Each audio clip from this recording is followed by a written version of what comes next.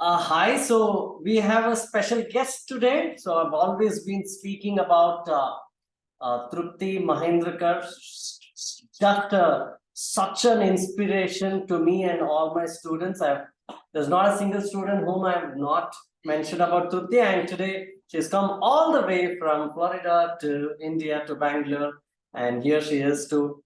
I'm just going to ask her some questions, and just to benefit the young students, if it can inspire at least one of them who's watching this video. The time that she's spending here and the time that I'm spending will be worth. So say hi to Trupti. Hello. Yeah. So shall we get inside? Trupti, I have a couple of things on behalf of the students. I just wanted to ask these questions. I've been waiting from a long time to ask this. Yeah, I've seen your growth. So I think first time I saw you was in 2012, sitting right in first bench and competing for 1 mark.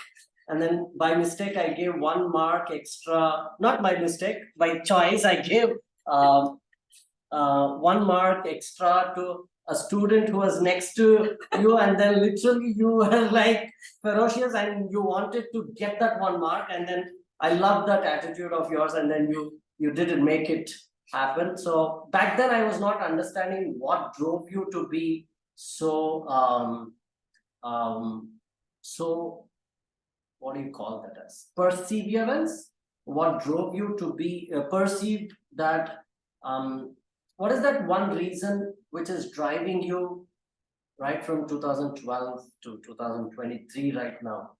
I'm sure that from the day you were born, or there might be some day from that moment onwards, there would have been a driving force. A lot of us are motivated. We have goals, but the intention of the goal, we have the goal, but we are not high all the time. We are not.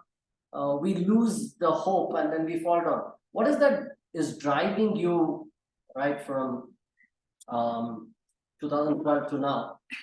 I was actually in kindergarten when I first heard about coconut chocolate. And that's when mom first told me, I said, no, I don't want to be a rocket driver.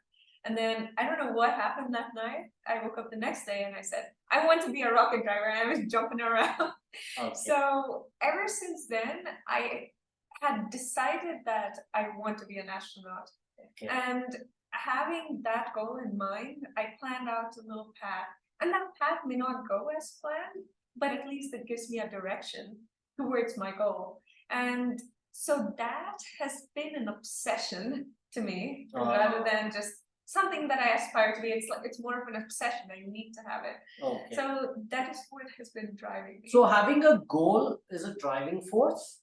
I believe so. To me, in my case, it is. It has been, because I have become so obsessed and I fantasized about being in space so much that I want it to be a reality. Oh, that's amazing. Yeah, now I know your secret. By the way, she was studying in grade 10 when I met her.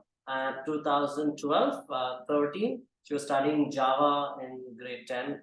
And I used to see an exceptional capability in her ability to solve problems. And she pursued going ahead studying aerospace engineering, right? Aerospace engineering. She did minors in computers, my subject, and then she got into Delta Airlines, and then a lot of hardships, and then now she made it to her dream place called NASA. So she's proud to be a NASA, what do you call it? NASA employee, yeah. So it has been her dream. So hopefully you will probably see 10 years down the line, we never know. There are a lot of rhyming words of commutators, right? So, yeah.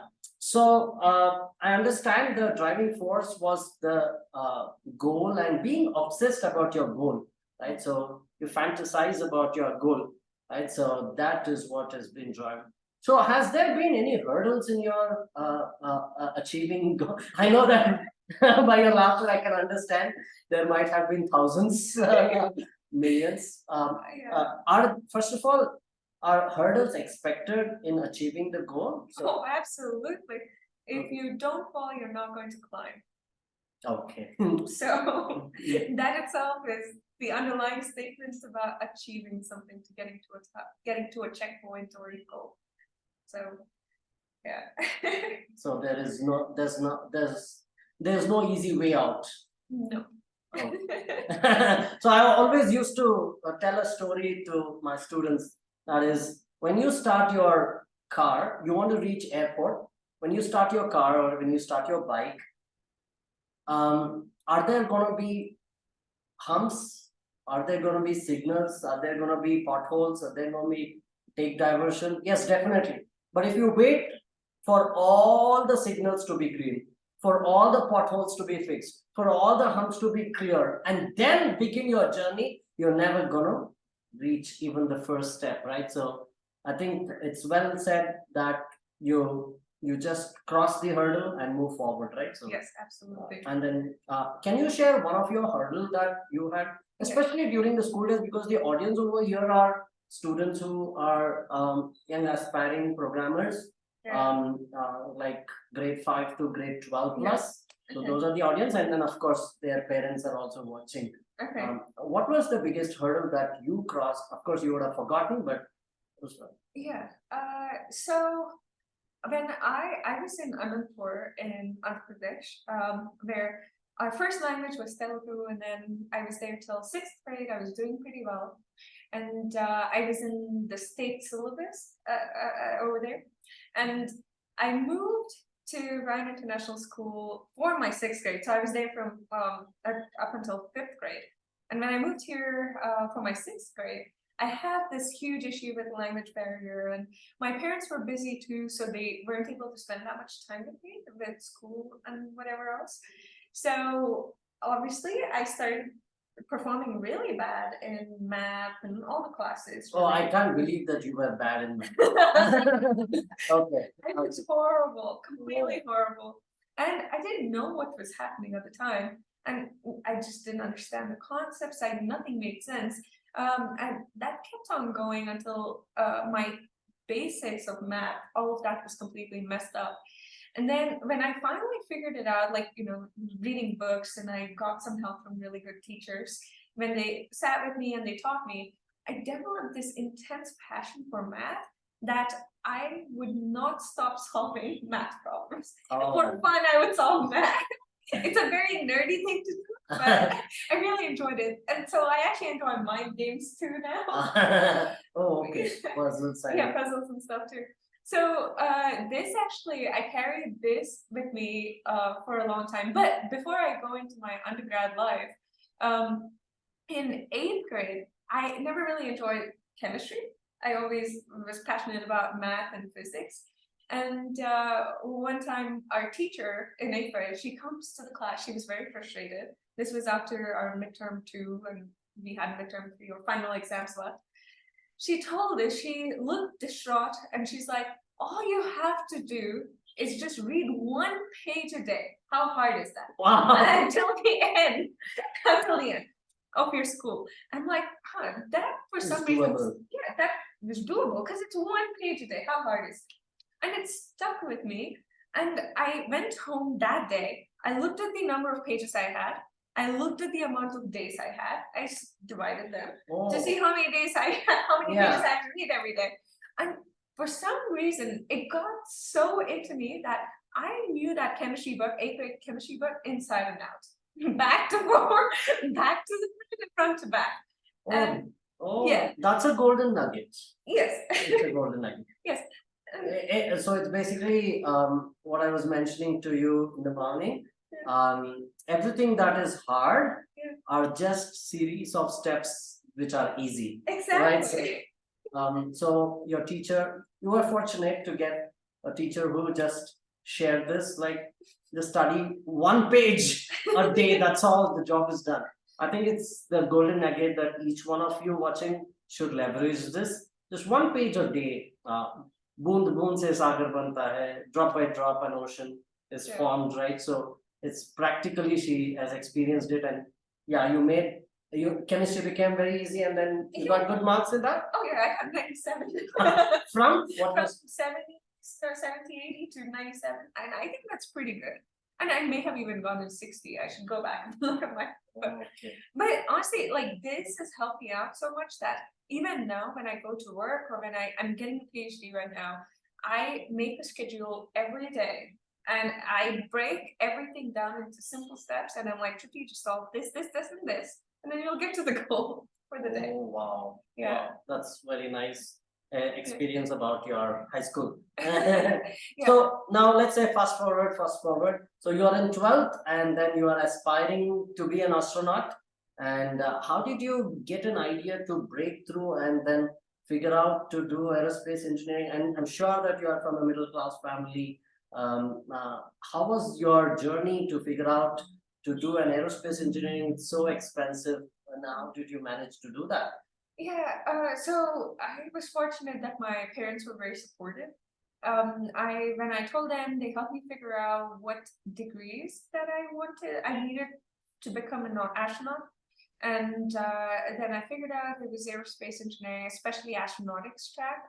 And I looked at the universities that did offer this program, and I picked the US just because they had many options and it was closer to NASA. Okay, it was not US, it was the goal, Yes. and you figured out one of the option was US. Yes. Oh, that's nice. Yeah, it had never been the fact that I want to go to the US. Ah, It has okay. been how do I get to my goal? Oh, okay. So the goal was constant right from first standard Yes. for you.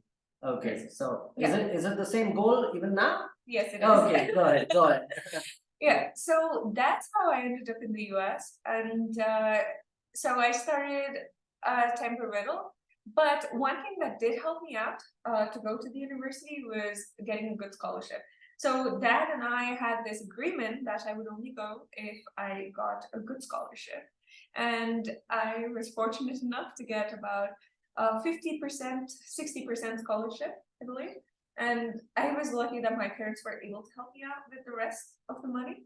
But that scholarship amount helped me out quite a bit. And I also won some other scholarships once I went to the university. So how hard is it to get a scholarship? So what did you do? If you can give 1, 2, 3 steps to for students. Okay.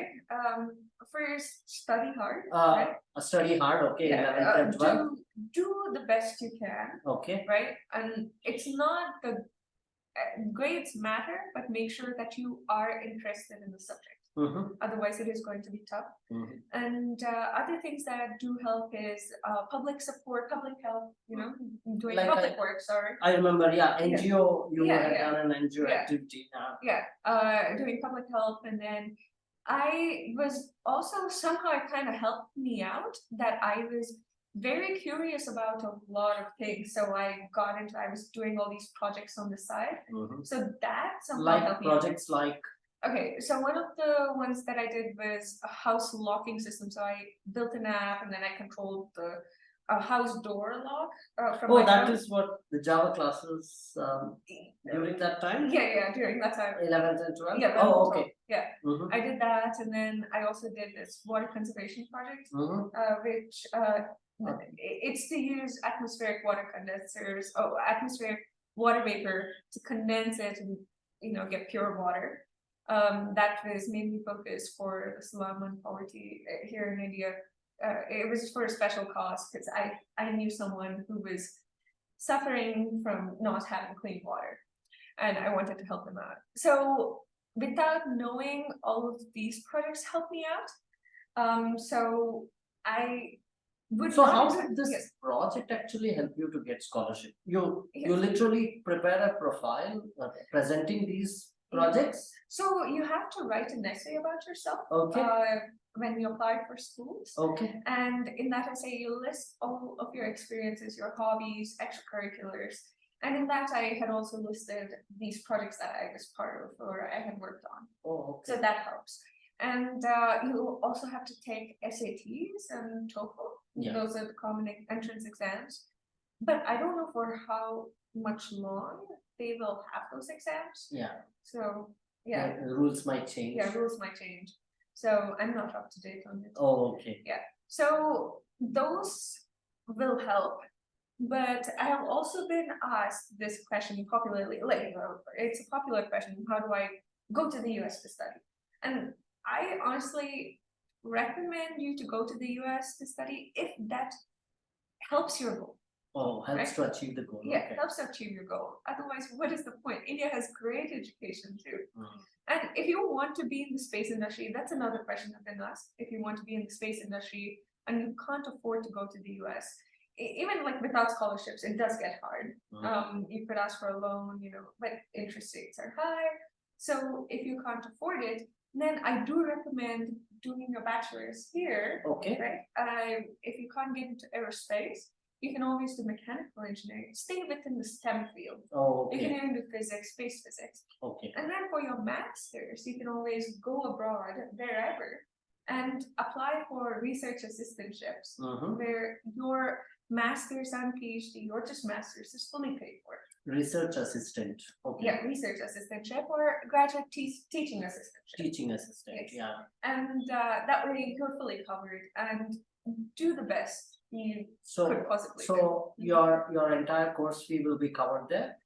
Yes, for the most Almost. part, it depends on the university, but most universities do cover Oh, great. your costs Got it. for course expense. Got So, it. yeah. That's a nice, yeah, nice way to look at it. Yeah. So once you, yeah, so now 12th standard is done, and then you got into the college. And did you find, of course, I don't know, aerospace engineering, did you find it tough? I know that you found seventh maths itself tough. How about your bachelor's math? Yeah. Was what? How Yeah. did you go through that?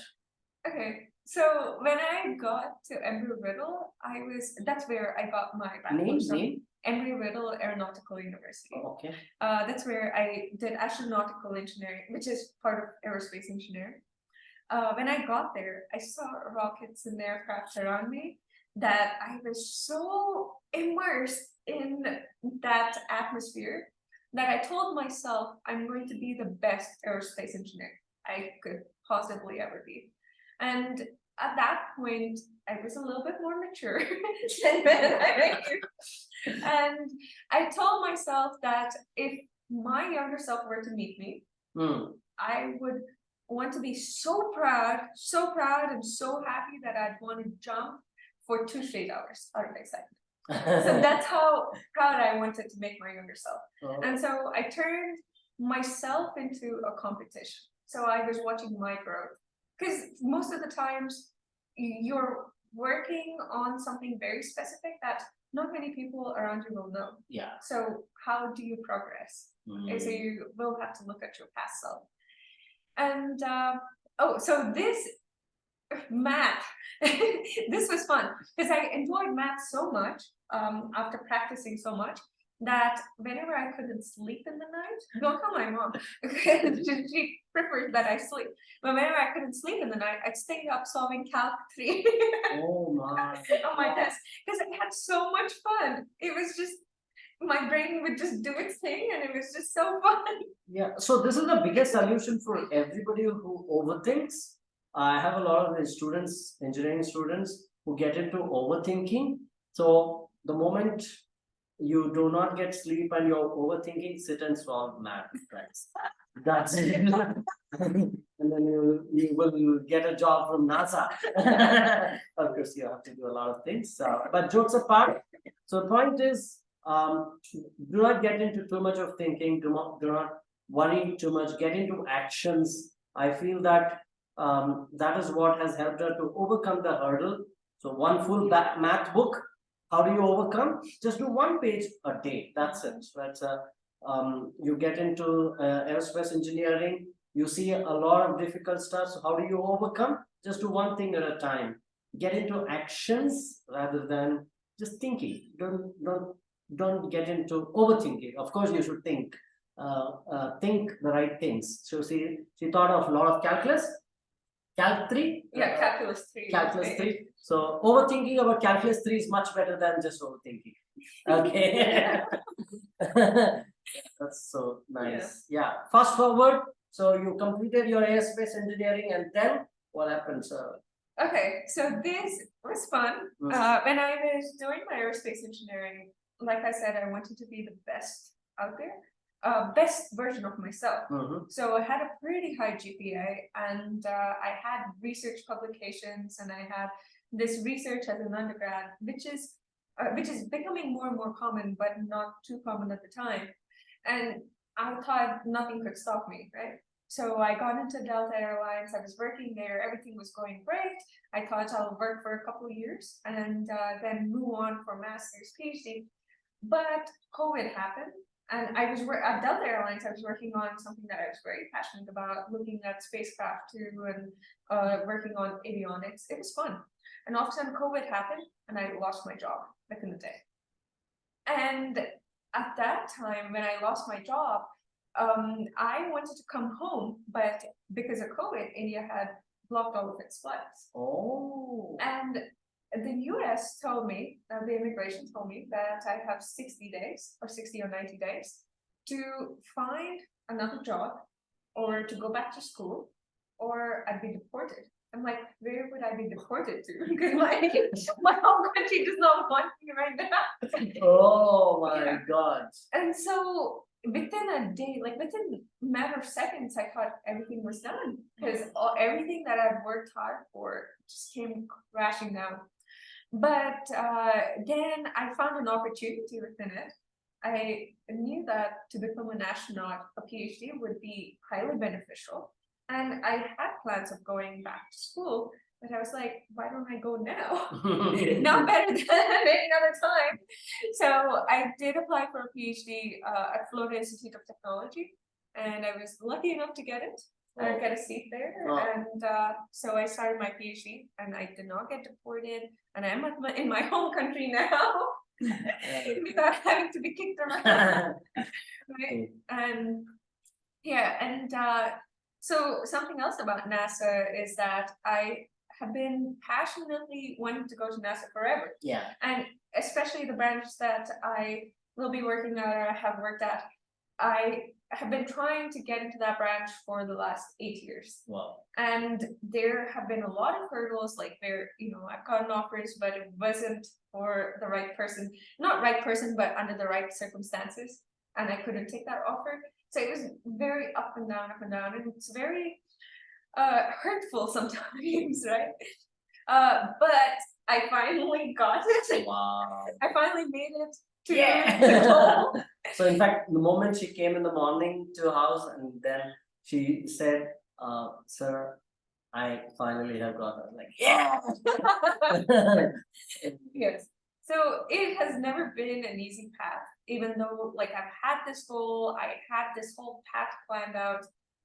And like at the end of the day, if it wasn't this rocky, the path would have been boring. Like, what's the fun in achieving? I think I should call out one thing. You mentioned that when everything came crashing, when there was no hope, I think one of the aspects, I think she's not aware of it, but I'll just call it out. When everything is crashing, there's no hope. I think that is the moment she looked for alternatives. Yes. Right. So instead of just getting into a shell, giving up, I think looking for alternatives helped her to do PhD, and that helped her to get into NASA right now. Yes. Yeah, that's nice. Yes. So how is it working in NASA? That's the last final question. So it's a dream. In fact, this question is dedicated to my niece. My niece is Harini. So she is literally interested in getting into pursuing astronaut. She wants to be in the space industry. Yeah. So this question is, how is it to work in NASA? Yeah. So a little bit about my role with NASA. I was a visiting student researcher there, and the time I spent 2 months there before coming here to Bangalore. And the 2 months that I've spent, I have never seen. I've never been part of such incredible people that know so much about the field that they're in, and it's a very humbling experience, to be honest, because you have so much to learn.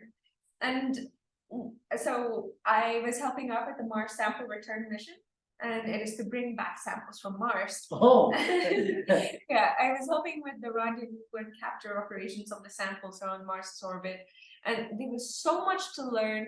And every now and then, I have to pinch myself to realize that I was working on the Mars sample return wow, project. wow, what a moment. So yeah, it is a very humbling experience. You really have to let go of your ego. Ah, And that is one thing that I've learned. You mhm. have to let go of your ego and just go in and say, Oh, teach me whatever you have to offer. Because otherwise we will never end up growing. yeah. And it's just been incredible. Just being around people that love space, that share the same passion as you. Oh, that's And, nice. yeah. So I can It's visualize incredible. how. Yeah, so being a lifelong learner is the best thing, right? So to be a lifelong learner, Yes. and then yeah, especially going to that stage and then being a learner is a lot more. Yeah, I said that this is the last question, but I have one more question. Is basically you were mentioning one of the thing is basically our when we are in school, we are supposed to think, and which is not much encouraged. Do you want to throw some light on that? What is that thing? Probably we have the habit of just looking at the textbook, writing for the sake of scoring marks. A lot of children do that. I have told them to think and do, but what's your perspective about that? What's your Okay. Yeah, so one of the things was, I think it's very easy to look at a formula, right? And just think of it as a plug and play, Okay. rather than wondering who came up with this formula, or why does this formula make sense?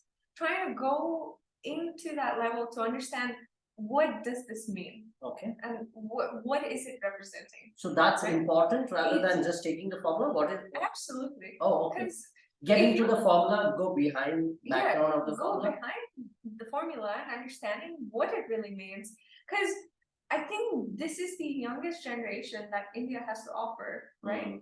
And if we push all the students to just, mug everything up and just let it all out. Yeah, I didn't want to use that word, mug up. As a teacher, I feel very ashamed.